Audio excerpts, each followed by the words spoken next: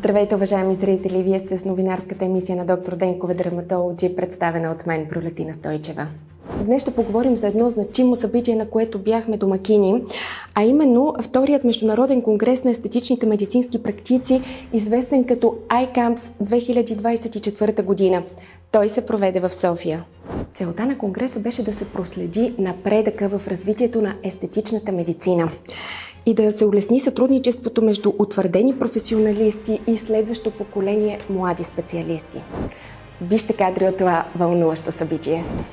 Събитието се проведе в един от престижните хотели в София, хотел Милениум, и предложи разнообразна програма, включваща лекции, дискусионни панели и практически демонстрации.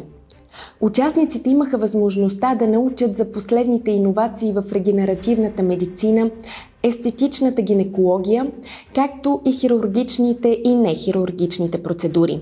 Конгресът приветства над 550 участници от 26 държави, включително водещи международни експерти, лекари и професионалисти в областта на естетичната медицина, част от които бяха нашите домакини доктор Дина Денкова, доктор Калоян Денков, доктор Емил Стоименов, както и професор Дончо Етугов, доктор Реджина Херер, доктор Тапан Пател, професор Гриша Матеев, доктор Емил Бардаров.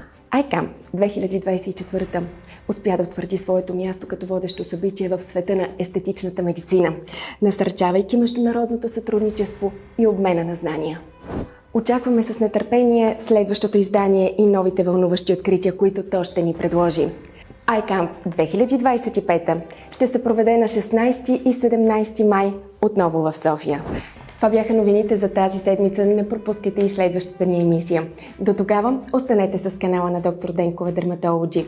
Пожелавам ви лек и спокоен ден!